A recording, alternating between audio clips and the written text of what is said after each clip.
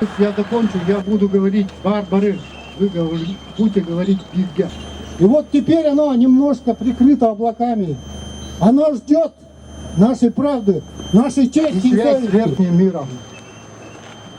И если он правда изгонит из Путина бесов, то я думаю, Путин сам начнет у нас строить социализм. Ну, а как вы относитесь к тому, что он, получается, высказывает, допустим, какому-то силовому методу борьбы?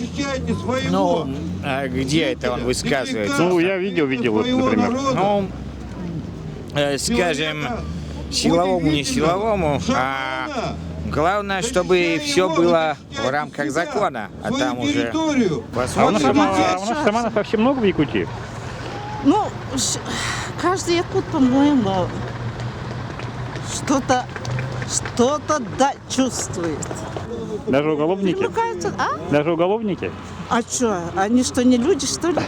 Вы что? Понятно. Все, У спасибо. меня сколько соседей-то, которые сидели. Извините, можно еще вопрос, да? Вот когда мы сегодня снимали тут кадры, да, я видела, что членам отряда подходят, ну, участвующие на митинге, и, получается, они демонстрируют им скриншоты своих вот отправлений денежных. А кто деньги дает? Ну, народ, я так поняла. Кому дают?